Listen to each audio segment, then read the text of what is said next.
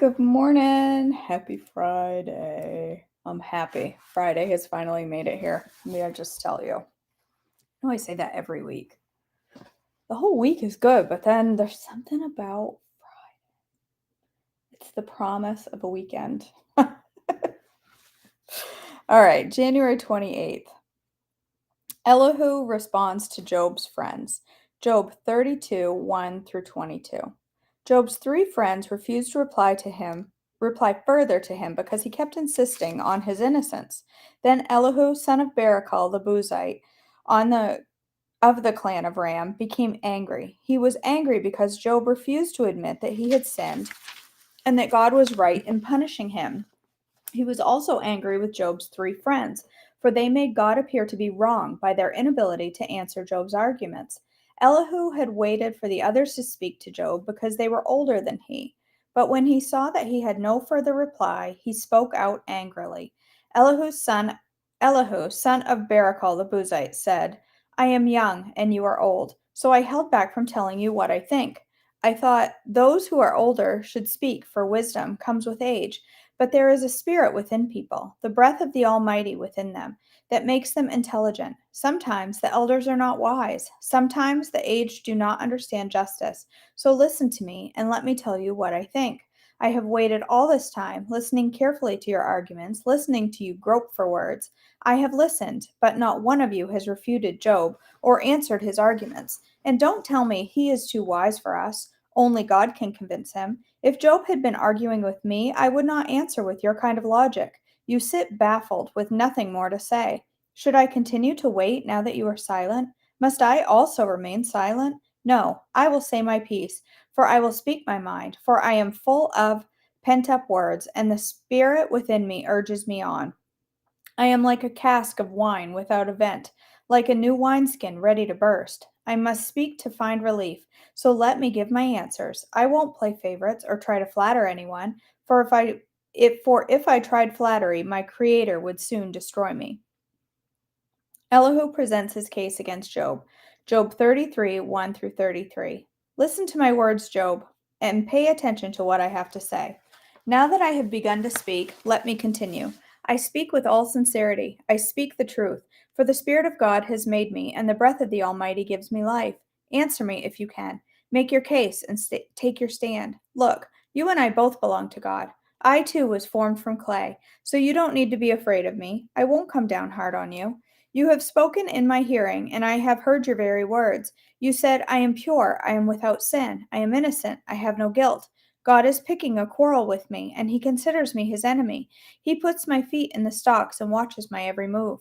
But you are wrong, and I will show you why.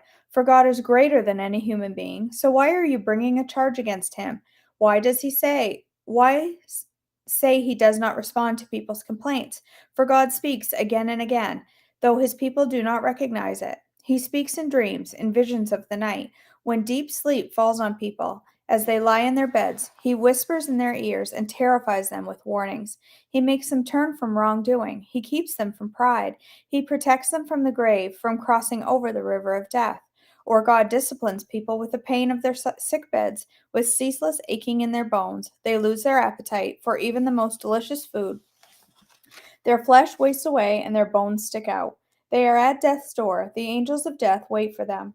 But if an angel from heaven appears, a special messenger to intercede for a person and declare that he is upright, he will be gracious and say, rescue him from the grave, for I have found a ransom for his life. Then his body will become as healthy as a child's, firm and youthful again. When he prays to God, he will be accepted, and God will receive him with joy and restore him to good standing. He will declare to his friends, I sinned and twisted the truth, but it was not worth it. God rescued me from the grave, and now my life is filled with light. Yes, God does these things again and again for people. He rescues them from the grave, so they may enjoy the light of life. Mark this well, Job, and listen to me, for I have more to say. But if you have anything to say, go ahead. Speak, for I am anxious to see you justified. But if not, then listen to me. Keep silent, and I will teach you wisdom. Elihu accuses Job of arrogance. Job 34, 1 through 37. Then Elihu said, listen to me, you wise men. Pay attention, you who have knowledge. Job said, "The ears test the words it hears, just as the mouth distinguishes between foods. So let us discern for ourselves what is right. Let us learn together what is good." For Job also said, "I am innocent, but God has taken away my rights. I am innocent, but they call me a liar. My suffering is incurable, though I have not sinned. Tell me, has there ever been a man like Job, with his thirst for irreverent talk? He chooses evil people as companions. He spends the time with wicked men. He has even said, 'Why waste time trying to please God?' Listen to me, you who have understanding. Everyone knows that God doesn't sin. The Almighty can do no wrong. He repays people according to their deeds. He treats people as they deserve. Truly, God will not do wrong. The Almighty will not twist justice. Did someone else put the world in his care? Who sets the world in place? If God were to take back his spirit and withdraw his breath, all life would cease, and humanity would turn again to dust. Now listen to me if you are wise. Pay attention to what I say. Could God govern if he hated justice? Are you going to condemn the Almighty Judge? For he says to kings, 'You are wicked,' and to nobles, 'You are unjust.' He doesn't care how great a person may be, and pays no more attention to the rich than to the poor. He made them all. In a moment they die, in the middle of the night they pass away. The mighty are removed without human hand. For God watches how people live. He sees everything they do. No darkness is thick enough to hide the wicked from his eyes. We don't set the time when we will come before God in judgment. He brings the mighty to ruin without asking anyone, and he sets up others in their place. He knows what they do, and in the night he overturns and destroys them. He strikes them down because they are wicked, doing it openly for all to see, for they turned away from following him. They have no respect for any of his ways. They cause the poor to cry out, catching God's attention. He hears the cries of the needy, but if he chooses to remain quiet, who can criticize him? When he hides his face, no one can find him, whether an individual or a nation. He prevents the godless from ruling, so they cannot be a snare to the people. Why don't people say to God, 'I have sinned, but I will sin no more'? Or, 'I don't know what evil I have done. Tell me, if I have done wrong, I will stop at once.' Must God tailor his justice to your demands? But you have rejected him. The choice is yours, not mine. Go ahead, share your wisdom with us. After all, bright people will tell me, and wise people will hear me say, 'Job speaks out of ignorance. His words lack insight.' Job, you deserve the maximum penalty for the wicked way you have talked, for you have added rebellion to your sin. You show no respect, and you speak many angry words against God." Okay, that's today's Bible reading. All right, let's do Trim Healthy Mama 100 Days of Inspiration. We are on day 28. Okay. The best entertainment. My youngest daughter, Mercy, spent the day with Serene and the children. At the dinner table, she shared how it was such a fun day. "It was a laugh a minute," she said, "with all their funny antics and the things they say. Children are the best entertainment." Isn't it so true? How sad that many have missed out on so much joy because they don't want children. They have been robbed by a society that conditions them to think children are too much work and are a hindrance to their plans, but sadly, they miss out on experiencing the joys and blessings of children. God equates mothering and children with joy. In Psalms 113:9, it says, "He maketh the barren woman to keep house, and to be joyful mother of children. Praise ye the Lord." Notice that this scripture about joyful mothering ends with praising the Lord, not with being miserable and unhappy. Here's just one of the conversations Mercy shared with us from that day. Shepherd, I don't want to be a girl. Serene, why? Shepherd, because girls lay babies. I think they must have too many chickens laying around their house. Nancy. My desired Haven. While in the hospital with Haven, I remembered a tattered little New Testament in my purse. I meant to throw it away many times as it had so many pages missing. It belonged to my mother when she was a teenager, and I don't even know how it ended up in my purse. I grabbed it in my moment of desperation and pleaded with God for a personal word. I opened it, and my eyes immediately fell on an underlined section. Before I got too excited, I flipped through the rest of the Bible to see if there were any other underlined passages. None. Could this be a special word for me? I read Psalms 107, 27 through 31. They cry unto the Lord in their trouble, and he bringeth them out of their distress. He maketh the storm a calm, so that the waves thereof are still. I thought the stormy waves on Haven's I thought of the stormy waves on Haven's monitor. The nurse said that when the waves settled down, I could take her home. Then then are they glad because they be quiet. So he bringeth them unto their desired haven. Did I read that correctly? My desired haven? It was all for my heart. It was all my heart had ached for. I didn't know the word haven was in the Bible. In fact, that verse is the only place it appears in the Bible. My mother had underlined this passage when she was a young teenager in New Zealand, and God used it many decades later to speak peace to my soul in Mississippi and bring hope for her 37th grandchild. On oh that men would praise the Lord for his goodness and for his wonderful works to the children of men. That's pretty amazing. That was from Serene. Pep talks. For those of us who are thinkers, it's easy to get carried away as we lie in our beds at night. We wonder if we're doing anything right with our life.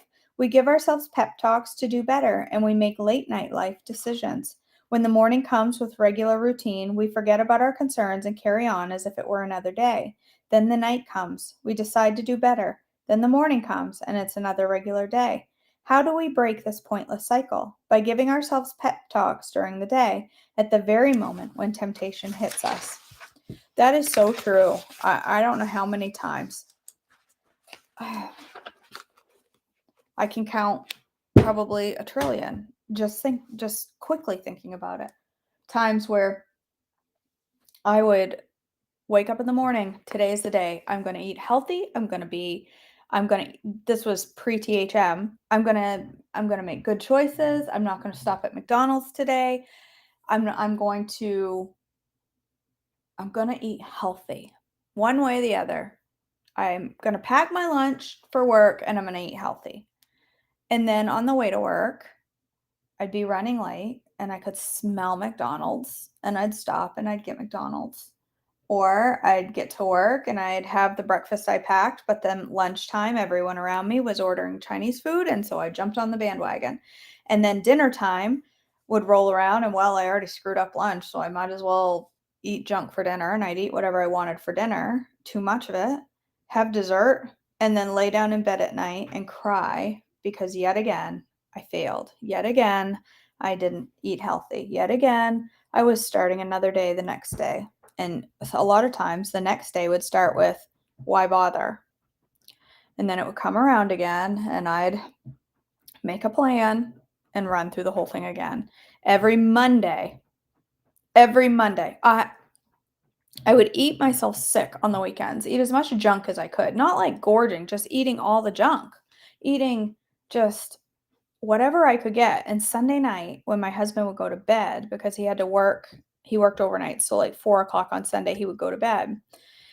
I would sneak as much junk as I could. Sometimes I'd run out and get takeout. I would eat as many chips as I could because he wasn't around. Nobody was around to judge me. I would eat as much as I could because I knew Monday I was going to get it right.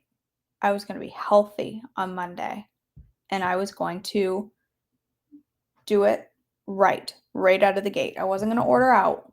And then sometimes I'd do okay until about 4 o'clock on Monday, and then it all went downhill until the next Monday. It is a vicious cycle. That's been my cycle as long as I remember. I can't remember ever being in a place where I am. Being in the place where I am right now, where I'm pretty much at peace with my eating. I am in a solid, that has come with routine. I'm in a solid routine with my eating. I make plans. I prep food. I'm ready. I'm staying home. I'm working at home, and that has made a big difference. But I am in a routine. I'm in a routine for breakfast with y'all. I'm in a routine for my lunch at work because it's made, and I'm in a routine for dinner. So that routine has brought a lot of peace. And the commitment to not go off plan and the tracker on my phone saying what day I'm on, which I think I'm on day It's pretty high. Day 489 of not having anything off plan. 489. I'm 11 days from 500 days on plan. I am not resetting that tracker. No.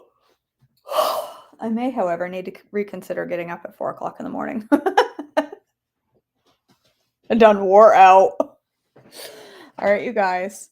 I'm going to sip a little bit more of my coffee. And then I am going to get out my waffle makers, my Dash mini waffle makers, and I'm going to make sourdough waffles this morning, and I'm pretty excited about it. I got enough batter to make, about 327 waffles. Really, I only need about 4 because they're minis.